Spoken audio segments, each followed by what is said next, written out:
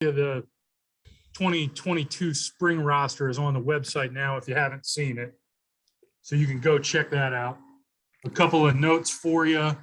Both Wyatt Tenall and Trey Zimmerman have decided to take medicals, so they will not be on the field with us. And a couple number things, just because people have fun with numbers. Tony Grimes is moving to number 1, and Eli Sutton is moving to number 73.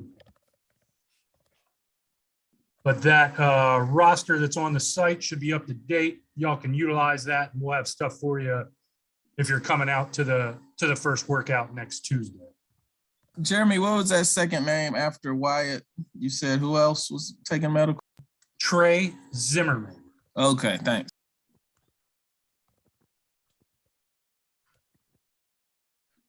Okay, everybody good?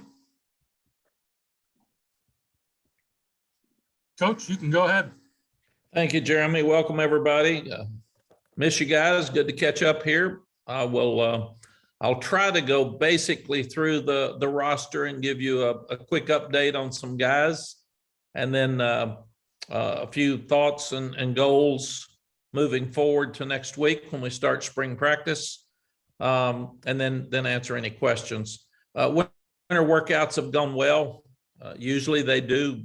Coach Hess and his staff do a tremendous job. So they're working really, really hard. We're working hard on leadership. In fact, last year at this time, we had a leadership committee that we appointed, and we did not feel like we had great leadership throughout all the season last year. So we're working really, really hard to teach leadership and bring in different thoughts, bring in different speakers. We're not going to appoint our leadership committee till after spring practice, because we're going to make them earn it. And then we will appoint them as a staff.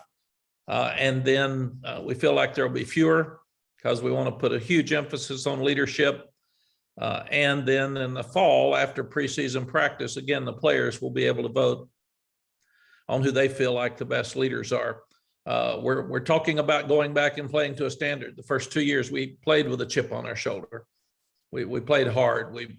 We overcame a lot of adversity. We came back in games and had some super comebacks. And this year we had some of that, but we weren't as consistent with who we wanted to be. So we're going to go back and create that edge and make sure that we're not walking around acting like we just been to the Orange Bowl and we're 8th in the country right now. We haven't proven anything.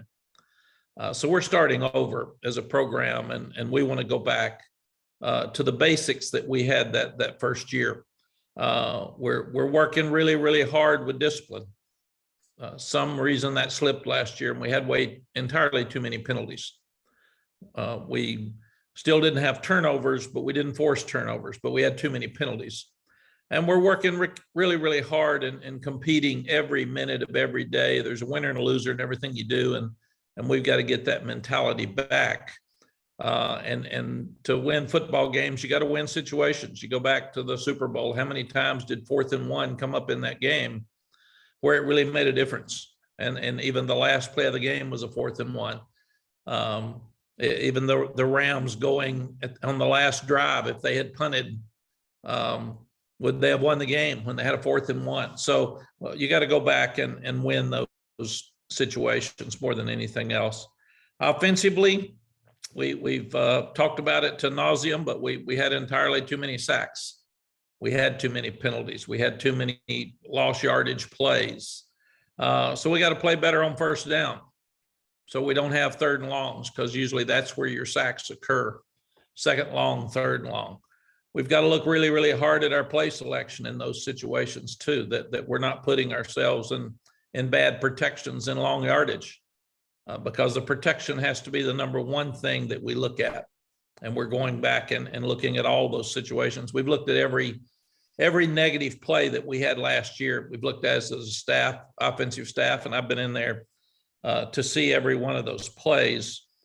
So we got to play better on first down so we can come up with 2nd and 3rd and average or short.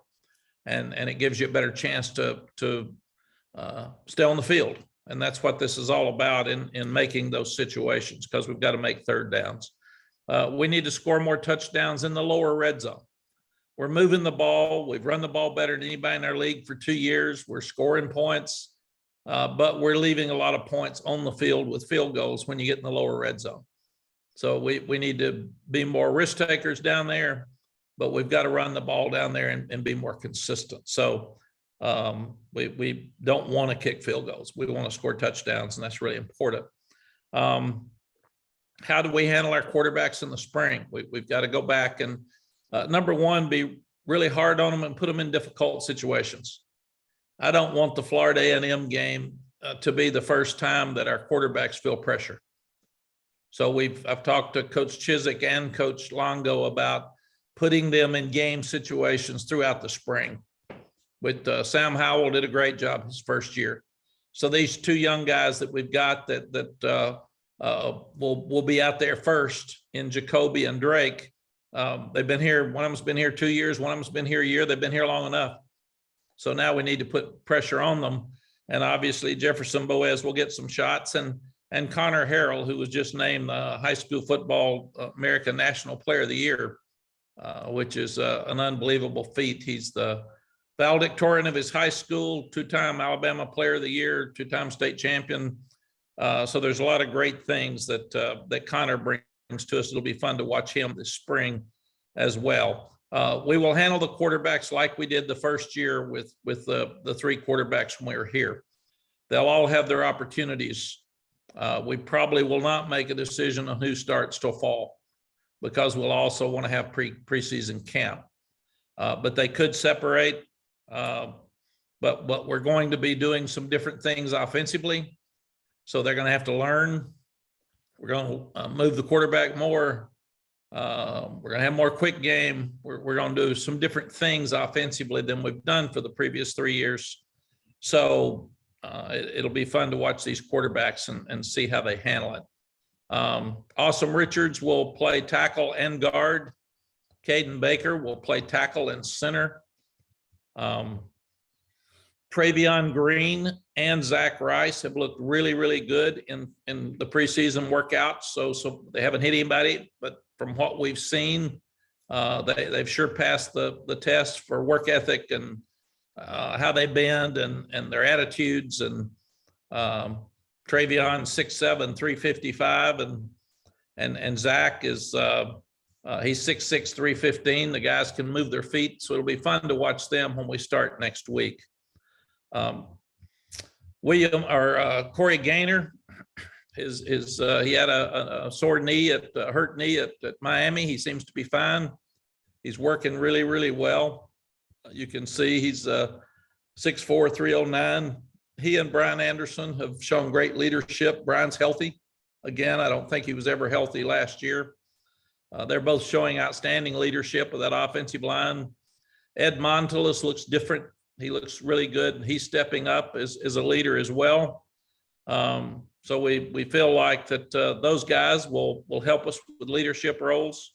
William Barnes will play guard and tackle, and Kerryon Johnson will play center and guard. It's obvious with 3 older centers, we've got to find a young center moving forward, and we can talk about that in just a second. The tight ends are what we saw last year. Kendall Carr will be out. He will not be participating in spring. Hopefully he'll get to do some drill work or something, but he will not be out there in full speed at all. And we're also going to look at Bryson Nesbitt some in the slot and look at him as a, quote, pseudo wide receiver and try to get mismatches with him, because we were so impressed with him last fall.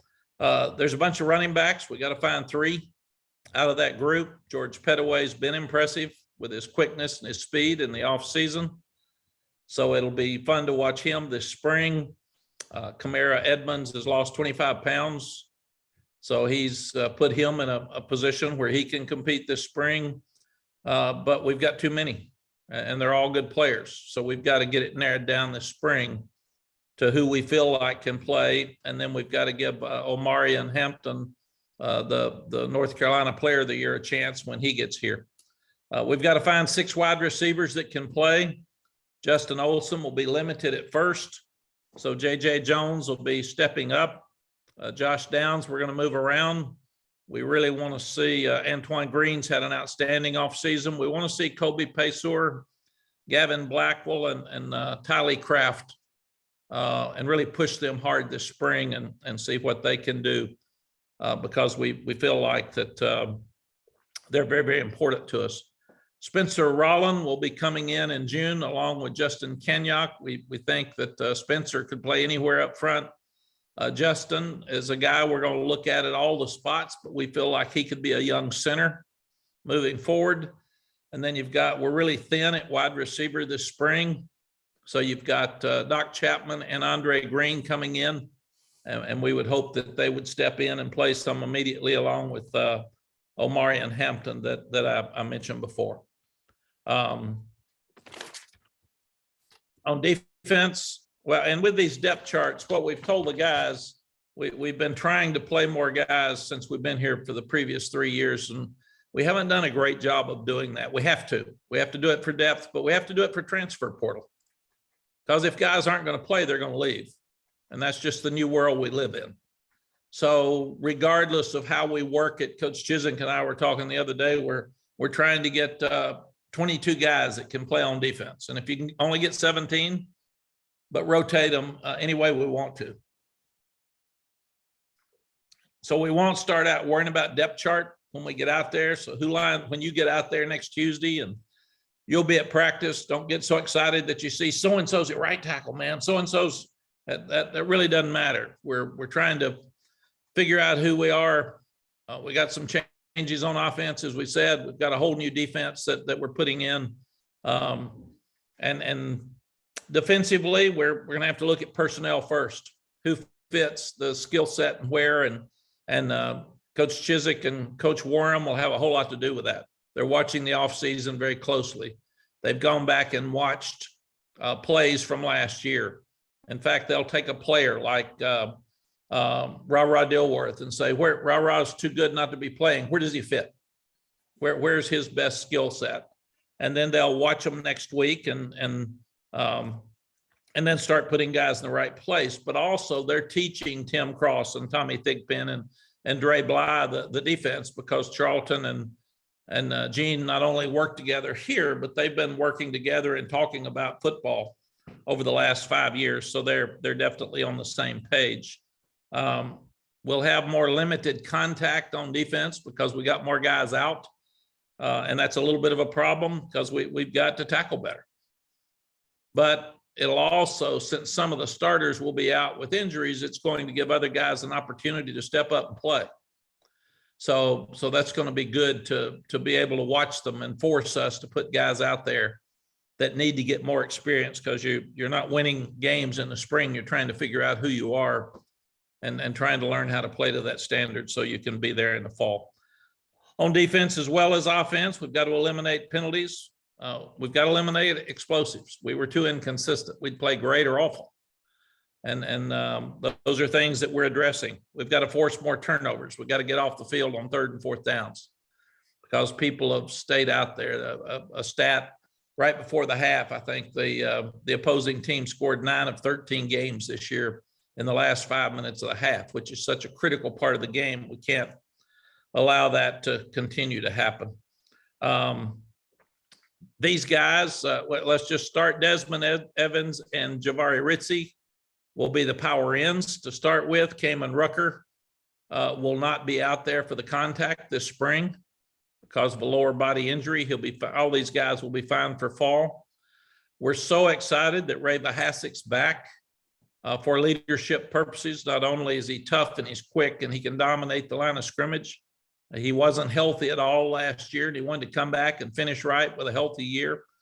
But we're really, really talented in those young rooms at nose guard and 3 technique, but we don't have the older leadership, and he's a guy that can really bring that to us. KJ Binkley Jones will not be out there this spring with an upper body injury. He has had really, really bad luck since he's been here, and hopefully he's through with that. He'll be ready to go when we get back in the fall, but we're looking at nose tackle for Kevin Hester and Keyshawn Silver to really step up. 3 techniques, Miles Murphy We feel like he is ready to have a banner year. You've got Tamari Fox, who'll be limited a little bit early because of an upper body injury, but he will be able to practice this spring. Jalil Taylor got hurt in the bowl game, and he is out of spring. And then you've got Travis Shaw, who has looked good. He's still working through some upper body stuff that he had in high school, but it'll be fun to watch him practice in a couple of days, and he'll be at 3 technique.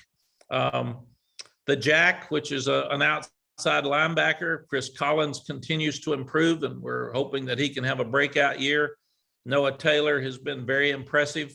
Like Corey Gaynor, he's brought leadership. He's brought attitude. He's really fast. So it'll be fun to watch him compete with Chris this spring. Bo Atkinson will line up at the Jack position to start with, and Gabe Stevens, who can really run. We didn't get to see him last fall because of an upper body injury he had in high school, but we'll get to watch him at the Jack position as well. Power Eccles and Sebastian Cheeks.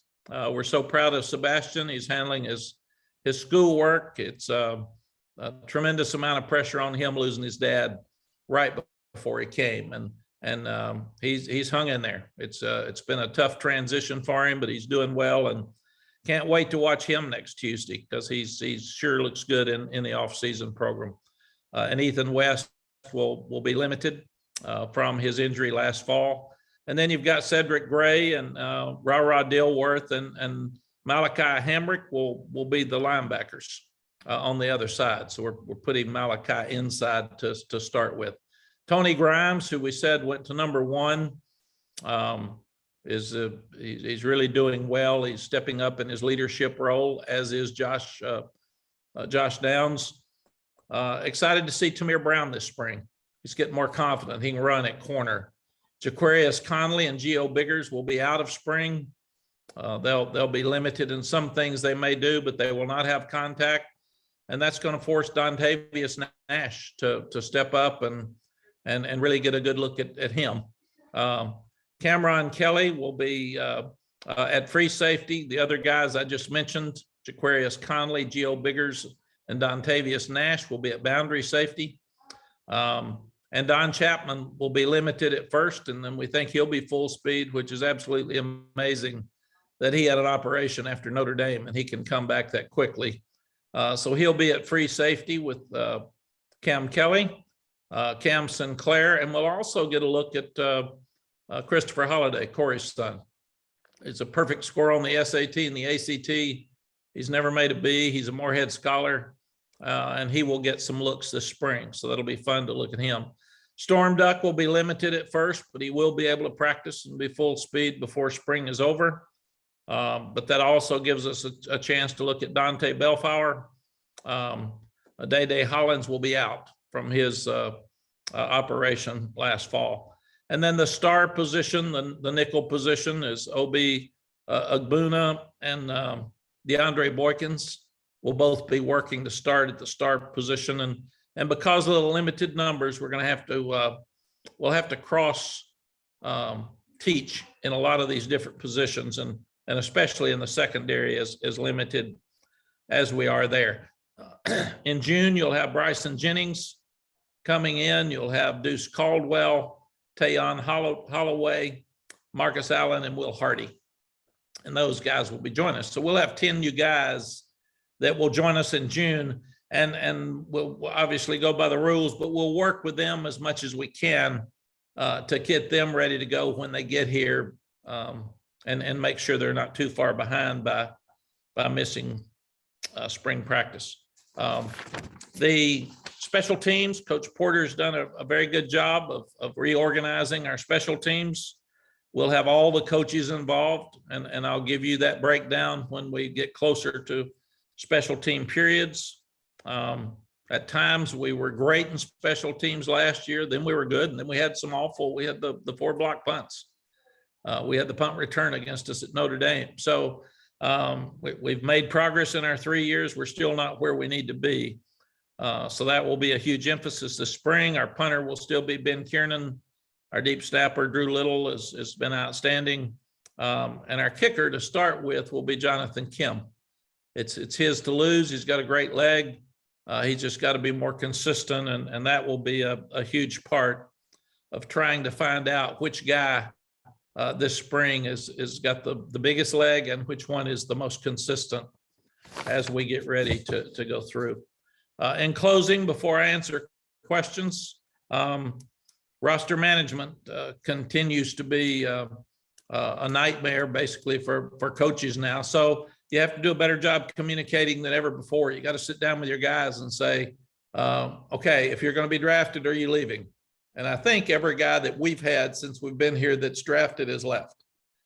There hasn't a guy that said that if I'm not going to be in the first 3 rounds, I'm coming back. So basically it looks like that trend is that if someone's going to be drafted, they're going to go ahead and leave in our program. But you've got the NFL guys that will probably leave, and who are they? Then you go back and you have to discuss that with them. You have to discuss it with Coach Moody, and Kevin Donnelly is also helping us with the NFL guys. And then you also have to discuss it with them and just say, tell me, man, are you leaving? And if you are, that's okay, but we need to know because it affects the amount of numbers that we can offer for next year. And then you've got the grads, and our rule basically has been if you graduate and you're not going to play and you still got eligibility, let us help you get somewhere else, because the most important thing is you get your degree here. And we've been successful in doing that. And then the last part of that's the transfer portal. The transfer portal is still open until I think June 1st. So we end spring practice the latter part of April, and then we've got a month, excuse me, that anybody could basically leave. So that changes things as well. Jeremy, is there anything I missed? I don't think so. Okay, questions, folks? All righty, we got him in the queue here, Coach. We'll start off with Andrew Jones. Hey, Coach, hope you're well. I am, Andrew. Got a little allergy throat, but other than that, I got my medicine here. Be strong. Hang in there. You said earlier when you started talking to us here about 20 minutes ago that you guys are going back to the basics. Can you elaborate on that? How extensive will that be, and how much different will it be maybe in the approach to previous couple of years? Andrew, it's a great question. I don't think you go back as much as you shouldn't have left. We didn't do a great job last year, I don't think, as a staff or as a team, of getting ready to play every week, of having the playing up to the standard that we had the previous 2 years. There were very few games that I felt like we didn't give everything we had, and I thought that we as a group, and probably, staff, coaches, and players read those headlines about how good we were. We all talked about losing the great players that we lost. We addressed it, but I'm not sure that we did as good a job in any area of attacking it. I thought we felt like that, yeah, those guys are gone, we're going to be okay. But we should have done a better job addressing it and doing more things so we didn't have those sacks, and we didn't have as many tackles for loss, and we didn't give up explosive plays. That's all coaching, and that's all on me. So I really enjoyed the first 2 years. I didn't have fun last year. I didn't know who was going to show up. So I didn't feel like I did a good job. So that means our staff didn't do a good job. And that's all on me. And I take this very serious. I left a really good job to come back and make sure that I took care of Carolina football and got us where we wanted to go. And the first 2 years, I thought we exceeded those expectations. And last year we were short on our goals. And that's 100% me. So what it does, it motivates me to obviously make some changes. But like I said, I've been in all those offensive meeting rooms. Every meeting we've had, I've been in there for every minute that I can, so we can clean some things up. You got young quarterbacks. You got a lot of question marks. Where we were ranked way too high last year, this year we'll be ranked low, and that's fair. because there's so many question marks. So we're more talented than we've been, but they're young. And a lot of times young players don't play well. So for us as a staff, that's our job. We got to get them to play better. So going back and making sure that there's a winner and loser in every drill that you make in your off-season program. They drafted their teams and they're competing right now in everything they do. And that means going to class, and that means eating every meal, and that means winning every drill. And then we have a winner and loser at the end of every day, and we have a winner and loser at the end of the off-season program. And then we'll do the same in the spring. So I think probably Andrew, more than anything else, going back and putting an absolute emphasis on every little detail to make sure that we're doing little things right. And instead of sitting here talking about what we're going to do and what we're going to win, we're going back to setting the standard that we need to do everything right to get there. Everybody works hard. Everybody thinks they're going to be good in the spring. It's always interesting when people say, well, I thought you said you were going to be good. Well, you hope you are, you think you are, and you work to be, but there are no guarantees. Nobody knows who any team is right now. And that's what you're doing. You're developing yourself as a team every minute of every day right now. So for us to have two quarterbacks that haven't played any and act like we're going to be great, that's fool's gold, because we're not sure. If I could ask a quick follow-up, psychology being what it is in sports, how much did the manner that you guys lost the opener last year, do you think kind of lingered and affected maybe some of that preparation? I thought there were two or three things. I thought that lingered because it was a tough physical game and we lost late. And that took a lot of the air out of the quote, we're number 8 in the country. And then we come back and play good against Georgia State. We come back and play good against Virginia, and everybody griped about all of them because nobody was happy after you lose to Virginia Tech because you've lost your life. And then we absolutely lay an egg at Georgia Tech. And I thought that's the one that killed us. We could have come back and overcome Virginia Tech. Georgia Tech, we were awful. And I don't know why to this day. I can't answer that. Part of it's we turned the ball over 3 times inside our 50. And gave them short fields because I thought we were playing good defense early. We were never playing good offense that game. And it just seemed like, Andrew, we'd vote to see who was going to stink. And we run them down the field against Virginia, but we can't stop them. At Georgia Tech, we're playing pretty good defense, but we turn it over 3 times. We didn't turn it over 3 times on our end of the 50 in the 3 years we've been here. And we do it to start that game. So I think those were the frustrating things for me. I never knew who was going to show up. And then we come and we were doing well against Miami. And then in the end, we don't move the ball very well, and our defense kind of lets them get some points in the fourth quarter. We took a game that we should have had control of and ended up being a miracle play in the end to win. Then Florida State, which we didn't play great against the year before. We played good on offense, good enough to win, but we don't play good defense.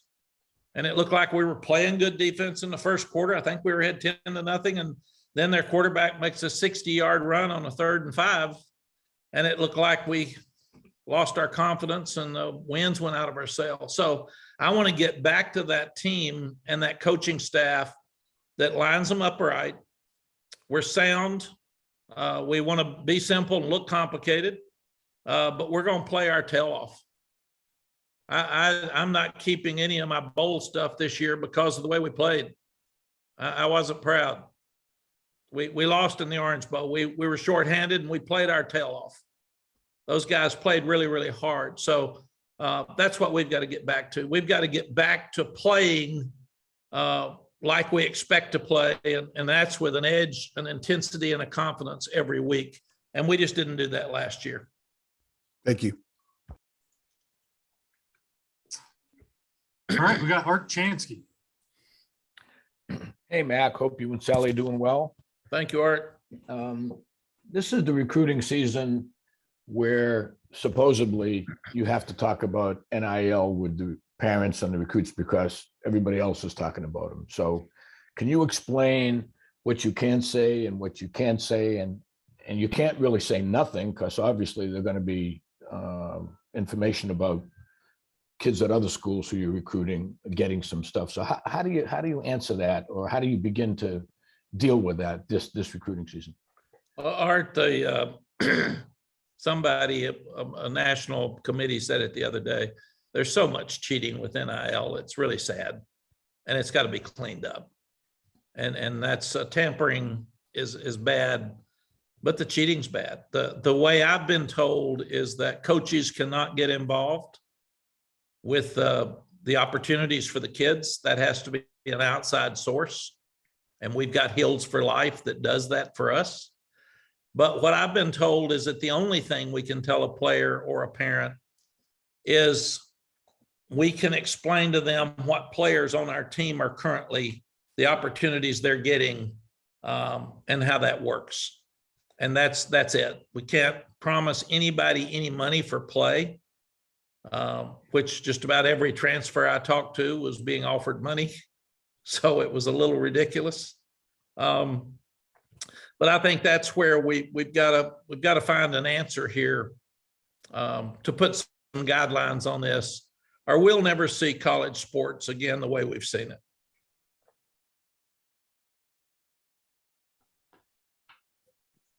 You want to say any more? No, I think we're good. Thanks, Art. Yeah, but no, I think that's fact. We've got to, we threw it out there. There were no guidelines, and now it's out of control. I said before, when people are recruiting people off your team and trying to pay them money, we're out of control.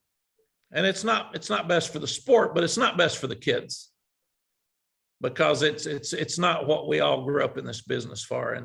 And I think everybody realizes that now, and everybody's looking at it. And the problem is, how do you fix it? And how do you fix it quickly?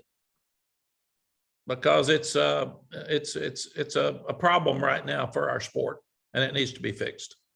And then it tied into the transfer portal even makes it worse, because you can leave tomorrow for a deal, and that's just not the way this thing was supposed to be. Thanks, Coach. Thank you. All right, we got CL Brown.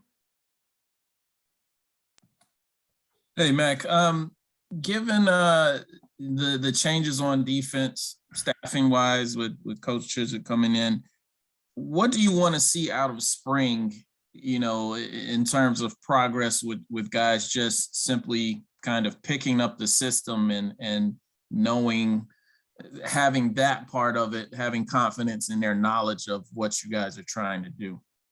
Yeah, CL, spring is really difficult for a head coach, because you leave the field mad every day, because half of what you want to accomplish didn't work.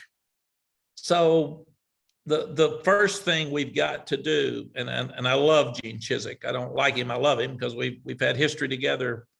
I've known him for a long time, and he helped us win a national championship, and those are hard to get. So I have complete confidence in him, and I've been so impressed since he's been here, that he's just taken over that defense, and he has confidence, and he brings a national championship winning head coach as an assistant and a head coach from Auburn into this program, which really helps me.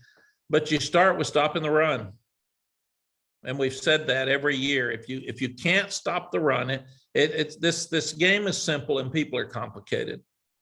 You have got to stop the run on defense, and you've got to run the ball on offense.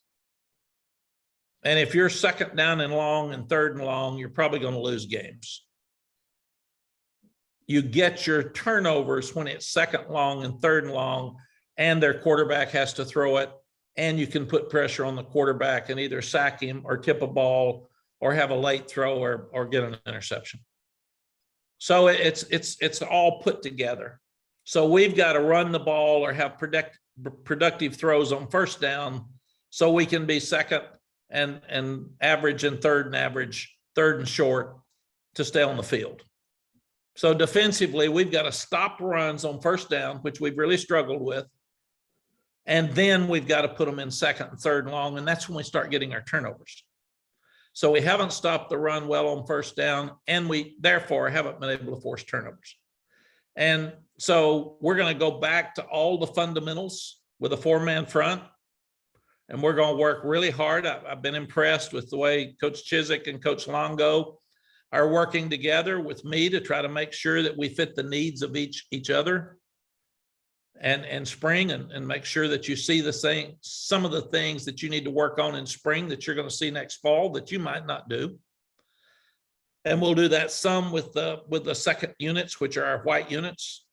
But I think, again, the biggest thing is we've got to stop the run and get turnovers, and those go together. And we've got to do that. We've got to be more aggressive downhill with our linebackers. We've got to be more aggressive with our front. We can't be a read front where we're holding and get knocked off the ball. This league's too good for that. We've got to be aggressive, and we've got to attack. And the kids are really, really excited about what they've heard from both Coach Chiswick and Coach Warren. Charlton, I didn't know, but he is very, very impressive. And I mean, just the fact that he got in Air Force, and the fact that he overcame so many things as a young person to get in Air Force, and the fact that he was Special Forces for our country for 10 years. I mean, that makes it easy to walk in a room and get attention. So, and talking about discipline and talking about leadership, he and Coach Chiswick have shown all of that, and they've really helped our team in that area. Thanks, Coach. Thank you, CL.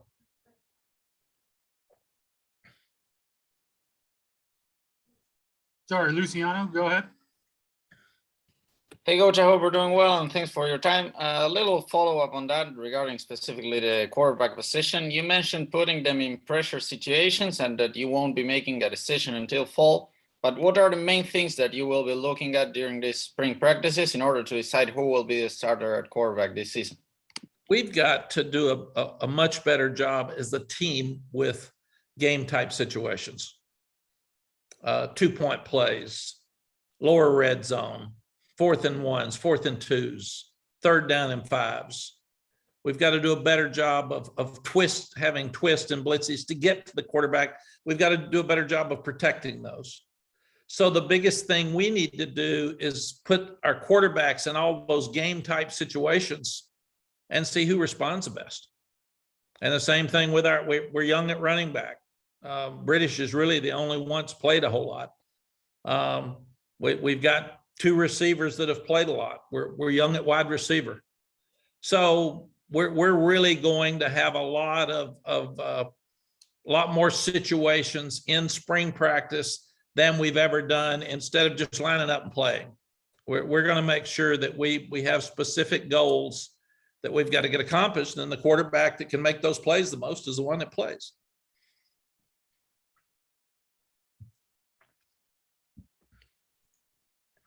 Michael Coe, go ahead. Hi, Coach. You mentioned that half the time at spring practice you leave mad. What to you defines a good practice? Is there like sort of a checklist that you go through, or is it just sort of getting the feel and the vibe of the day? Michael, it's pretty much what you just said. You want to leave healthy, number one. And if you do get someone hurt, you hope it's not an injury that you don't want him to miss practice, but you hope it's not an injury that carries over till fall, because that really hurts you. So number one, you want them to have an edge. You want them to play up to a standard every day, because if you do in practice every day, usually you do in the fall. I saw some practices I didn't like last spring, and I was adamant about it with our coaches, but I'm not sure we ever got the grasp of it and fixed it. So I want every practice to create an edge, practice up to a standard, and stay healthy. And then after that, we're going to do more sitting and watching the video together as a staff. And I can sit and say, this guy's too high. We got to get him down. Tell me what's wrong with this play. I want to know what's wrong, so everybody in the room knows. And we'll do a lot more of that this spring. And just as a follow-up, you said that you won't be ranked too high this coming season, justifiably so. Which positions do you think could surprise people to sort of give you guys that chip on your shoulder again? Michael, I think we have to wait till after spring. That's what gets us in trouble. I sit here and say it, and then if it doesn't happen like that in the spring, everybody says, oh, he told us this and he's a liar. No, just wasn't what I thought. So So let's watch. You'll walk out of there Monday or next Tuesday, and you'll say, boy, that looks better than I thought. And this looks like a concern. And really and truly, Michael, we're all human beings. I'll be doing the same thing. I'll say, boy, George Pettaway looks good. Easy now, we're not in pads. We're just in shorts. Let's wait till we get in pads. Or something like that. So this is going to be a process. This is fun because we are starting over, as I told Andrew earlier. We're going back to like we got here for the first day. These guys have never won a game. They've never lost a game. And the expectations are the same. We expect to win every game, but we're not going to talk about winning every game. We're going to talk about putting ourselves in a position to do the little things that help you win the game. Who would have ever thought that the Bengals and the Rams would have come down to a 4th and 1? And last spring, were they working on 4th and 1s because that was going to determine the Super Bowl? So that's what we've got to do. We've got to put ourselves in enough game type situations in the spring that they earn the right to play. And then like we've got 7 running backs, only 3 can play. There's going to be 4 that won't get to play. And they're going to determine that by what we see in the spring. And that's just where we're headed. And I'm excited about it. I think it's going to be a great spring. Thank you. Thank you. Solomon Reeves, go ahead. Hey, Coach, thank you for your time. So this offseason, you're losing several players that have been key parts of the team since your arrival back in Chapel Hill, obviously Sam Howell headlining that. How do you think the team is building an identity, a new identity without those players that have been around for so long? Solomon, I think it's really good because they feel just what you said. Everybody said, oh, they're not going to be any good. They've lost Sam. They've lost this player. They've lost that player. And what you have to do is create a new identity. Sam's been our identity for 3 years. Those 2 running backs last year, I've got their highlights here in the building now. Those guys had a tremendous year in the NFL. They weren't good players. They were great players. And we all thought that, but we didn't feel it. And we missed them so much. Now we got to start over with our identity too. Who's going to be the Michael Carter? Who's going to be the Javonte? Who's going to be the Sam? Who's going to step up and do what De'Ami Brown did 2 years ago? Who's going to be the deep threat as a wide guy? So there are a lot of things. What can we do with Josh Downs to help him more? Where people started bracketing him, he still called over 100 balls, but can we do a better job with him? And then who are those other pieces as they come through? We need to do a better job of covering outside and using 9 inside to stop the run. Who are those guys? And I think this is why this is such an exciting time in Carolina football, where we got out of the 2 wins and the 3 wins to 3 straight bowl games for the first time in a long time. We haven't won the last 2 games. Another focus, and it's hard to do, is how do we start winning on the road? We've got Florida A&M here, and then we go to App State. That'll probably be the biggest game in their school history. And then we go to Georgia State, who just won a bowl game, had one of the best teams they've ever had. How do we start winning on the road? What do you do? We've talked about, do we do things like dress in the visitors' locker room down here some as we're going to practice? Does that change their routine? Do you change the times of practice in the fall? Because we've usually gotten horrible starts on the road, and we come back and fight our guts out and lose late. Why? So we've got to look at all those things, but most of it is just playing good and playing to that standard. Ross Martin, go ahead. Hey, Coach Brown, great to see you. When you were reading the roster and going through all the roster, I noticed all the positions and stuff. I noticed a lot of injuries, especially on defense, and obviously some were from the season that we know about. But some of the new ones, just people being held out for spring or not able to do full contact. What's going on there? Why do you think that's happening? What's the deal? Is it precautionary? Just a little more insight to just kind of the amount of injuries y'all have right now. Yeah, Ross, you really have to ask the doctors and the trainers. But a lot of these guys had a lingering injury in the fall, and they just fought through it and said that they'll get it fixed and after the season, but they wanted to make it through. And I think that's the biggest part of this. And the ones that were obvious in the fall are out. But a guy like Gio Biggers wanted to finish the season and then get his procedures so he could go. Same thing with KJ Binkley. And where it affects them in the spring, they'll still be ready to start summer workout and be ready to go in the fall. Great. And a quick follow-up here. When you were going through the roster and positions on defense, and obviously all the new, there's a new defensive coordinator with new positional needs and players moving around. So what has that been like? Kind of following up on CL's question, you got some players moving, Des Evans, for example, to a power end instead of the outside linebacker position. Malachi Hamrick, I thought he was coming in as a defensive end playing inside linebacker. Can you go into some specifics of guys that are making big changes or what you think and hope to see out some of these players on defense and where those position changes are and why? Ross, it's exactly what you've said. We're looking at where they might be. We think we need better pass rushers. We think Dez can be a great pass rusher. And he's a big body now. He's 261 pounds at 6'5" plus. And we've got to have two there at least. So you got he and Ritzy that can handle that tight end and help in the run game. And then you've got guys like Chris Collins and Noah Taylor that can really run, and they can blitz, but they can drop. So we're just going back and looking at you're not sure the body type of like Malachi Hamrick. I think he came in at 175, and now he's already 200 pounds.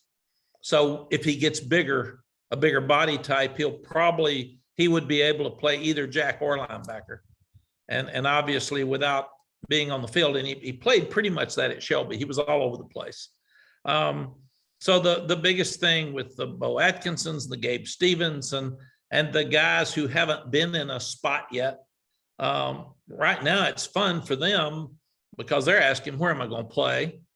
And Gene's basically telling them, here's what we see in the offseason. If there is video, here's what we see in video. He's taken video of that defense, whether it's the NFL or sometimes at Auburn, and he's saying, here's you. And he circles it. Here's what I see you doing and why. And they have sat down with every defensive player individually. So I think that's really created a lot of excitement, probably some anxiety, but a lot of excitement about what they can do and what the coaches see them doing and why. And that's kind of where we are right now. For our staff, this will be the most anticipated spring practice I've been in, including the first one that we got here because we had so many people out then. We're going to get to look at a lot of new young guys. So the fact that Jaquarius Conley and Biggers are out, Day Hollins are out, we know what they can do. So we need to see what these young ones can do. And with transfer portal, you need to create depth. And this is a great way to create depth. I wish the others were out there and we could hold them out. And a lot of them, like Don Chapman, will be involved with a lot of stuff. But this is going to force us to see, how is Dontavius Nash? How is Cam Roseman Sinclair? How is Christopher Holiday? How is Tamir Brown? And like I was talking about with Michael, you may walk off the field one day and say, oh my God, they look awful. Well, these may be guys that aren't ready to play yet that need to be ready to play. And the other thing we've got is whether it's Conley or Tony Grimes or Gio Biggers, Cam Kelly, Don Chapman, we've got a lot of guys that could be leaving over the next 2 years in that secondary room. So we got to find some guys to fill those spots. So that this will be a good spring for that as well. Gregory Hall, go ahead. Hey, Matt, good to see you. You mentioned offensive changes. I'm just curious what some of those look like and what kind of led to that. Is it not having Sam Howell? Is it simple as that? Is it Phil kind of trying to be less predictable? Just what are some of those offensive changes and what required those changes? Well, Greg, you kind of showed your hand there when you said Phil being less predictable. That must mean you've said he's predictable. So maybe once or twice. Maybe once or twice. No, my job is to make sure that we're doing what's best for Carolina and our personnel. And the basic philosophy of our offense is to have the air raid with the power running game. That's what we said from day one, and that hadn't changed. But we have entirely too many sacks, and I'm going to fix that, period. And I've asked them to fix it. They haven't, so I'm going to. We have entirely too many tackles for loss. And people want to say, well, how do you fix it? Well, come and spend the last 3 months with me. I mean, you look at things that can fix it. Is it personnel? Is it play selection? Is it the way you're coaching them? Is it getting everybody on the same page because this guy wants this and this guy wants this? Yes. There's so many different pieces to this. That's where it gets very complicated. So for us to get where we want to go, I feel like we'll be better on defense this year than we were last year. That's going to give the offense the ball more. I feel like we've got to stay on the field on third downs more. And to do that, we've got to get third and short. We've got to shorten that. So what do you do with that? How do you handle pressure?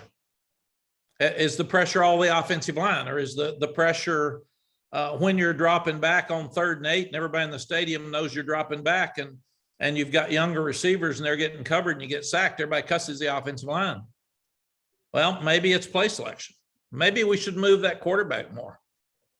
Maybe you can't let them know where the launch point is every time you drop back, because all of the defenses are designed to get to that one spot. Maybe you should run more option to disrupt the defense. The offensive staff did a great job this year of utilizing more screens and draws.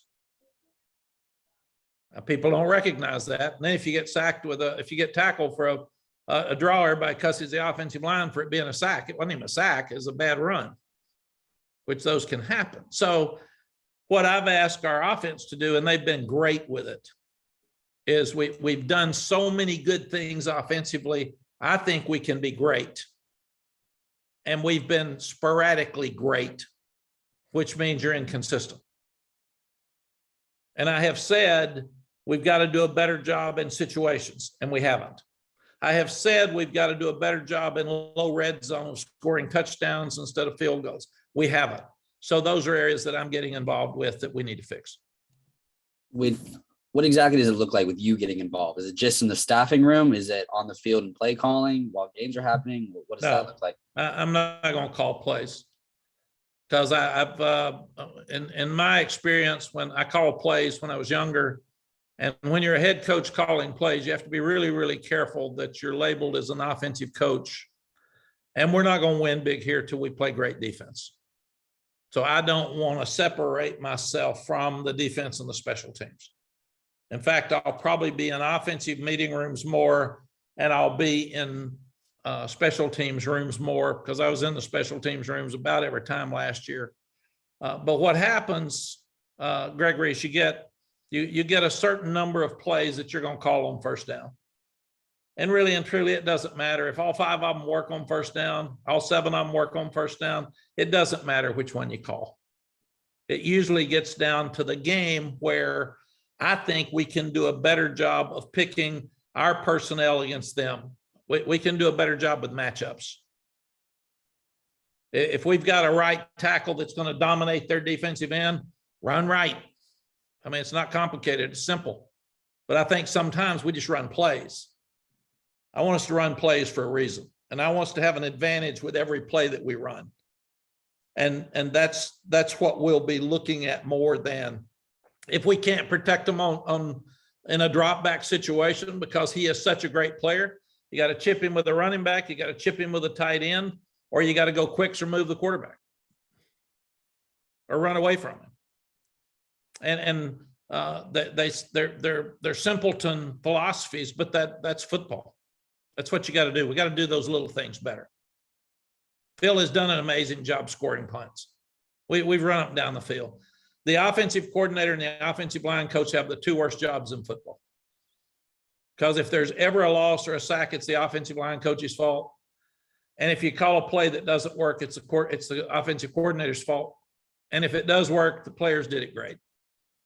I mean, I got this thing. I've been listening to people for 33 years. And nobody are in any of those meetings. But my dad, I was the offensive coordinator at Oklahoma, and my dad actually sat in the press box with me, and we called a play and the player went the wrong way. And I got booed by about 87,000. And Dad said, "That's not fair. He went the wrong way." And I said, "No, Dad, that's coaching. I got to get him to go the right way." But they think you called a bad play. Well, I said, "I did, because I didn't coach him right to go the right way." And that's what happens, Greg. We just got to get back to where every play that we run offensively has a chance to be successful because of the thought that we've put into it, instead of having a system. Thank you. Thank you. All right, Coach, we'll finish up with one more from Luciano. Hey, Coach, I was wondering, what is your working methodology with the new guys during spring practice, and how do you introduce them to the dynamics of a Power 5 program, whether they may be freshmen or transfers from a non-Power 5 program? It's another great question. You've got 8 of them here, and then you've got 2 transfers. Well, the older guys kind of take care of themselves. You want them to mix in with the team. And Ty Chandler ended up becoming one of our captains, so that was done. These are really nice young people. We sit and talk about what they do well and what they don't do well. These guys have gone to class. They've acted right. They've done everything right to show class for our university since they've been here. And they don't get enough credit for that. And they really should, but they don't. I understand that world too. But with these young guys, what we've done, we still are keeping them separate from the older guys in the weight program. A guy like George Pettaway, who's got his personal trainer at home and worked out every day. And some of the other guys get frustrated because they're not able to work with the team yet. But we want to make sure that they learn how to lift, they learn how to stretch, they learn how to run, and that they're safe. I saw a young guy in a program that was just coming in many, many years ago, and he was overweight, and he tried to do what all the other kids did, and he actually died of a heart attack or a stroke. And I said that day, we will never have our freshmen working with the older guys when they first get here. So the same thing will happen a little bit in spring at first. We'll make sure we match them up, and we'll have them in the right places so they can learn how to practice, because they haven't even really practiced with us or know how we practice. And then after spring practice, maybe the second half after spring break, you turn them loose in practice, and then they go work out with the older guys after spring practice is over. And then the other 10 guys that are coming in, they will actually work separate from the older guys when they get here, because they'll go through that same learning process in the summer. Thanks, Coach. Do you think these guys are away from home for the first time? They're around guys that have been working out for 4 and 5 years in college that are stronger than them. And they go through all this hype in recruiting. And we used to do this at Texas. We may have to start doing it here. We used to, as soon as the recruits would get there, we'd take a big barrel and we'd put gas in it, and we'd take all their stars and we'd drop their stars in it and say, all your stars were for high school. You have no stars against college players. So you are starting over, man. We don't have 3 stars and 5 stars. We got no stars. And that's kind of the way you work them in, and at the same time try to keep their head up and not discourage them too much. Thanks, Coach. Thank you, folks. We'll see you next Tuesday. We'll be on the field, Jeremy, at 8. Is that about what we're talking Correct. about? Yep, we'll be at 8 on the field. So you guys know the drill. Obviously, I'll communicate with you between now and then, but park over in Ram's Head Deck. We'll come grab you. Y'all can view from the catwalk or on top of the pavilion.